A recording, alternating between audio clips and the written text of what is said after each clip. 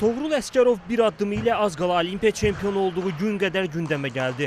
Londonda qəhrəmana çevrilən Toğrul Fransada Grand Prix turnirində zədəsinə əsas gətirərək 3-cü görüşə çıxmaqdan imtina etməsi ilə anti-qəhrəman oldu.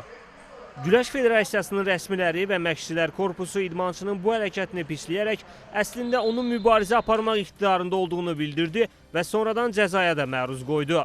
Güləşçi həmin an yaşananlara aydınlıq gətirdi.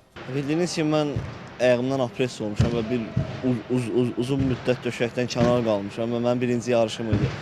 Mən həmən ayağım operasiyalı yerimdən bağım dartıldı və mən ehtiyat elədim. Düzdür, bəlkə də çıxa bilərdim. Amma hardasa düşündüm ki, yəni, bu turnir mənim birinci turnirimdir, yəni bu mənə böyük əhəmiyyətdir. Kəsb eləmir, mən lisenziyonlu dünya çempionatı, Bakıdakı Avropa oyunları əsasdır mənim üçün. Ona görə ehtiyat elədim ki, zədəm daha da böyüyər, daha da pis olar, ona görə mən döşəyə çıxmadım. Əsas odur ki, problem artıq həll edilib. Əsgərov əvvəlki kimi məşqlərdə iştirak edir, növbəti yarışlara hazırlaşır.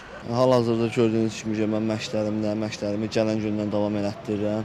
İnşallah mənim yolum uzundur. Yəni, verdiyim sözləri əməl eləmək üçün əlimdən gələn bütün məşqlərdir, rejimlə mən hər şeyə baxıram.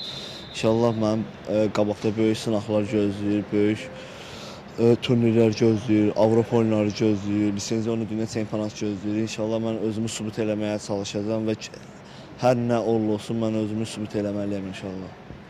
Olimpiya çempionunun dediyi kimi onu qarşıda bir çox sınaqlar gözləyir. Amma Fransadakı yarış da Əsgərovda özünə inam yaratmaq üçün yetərli olub.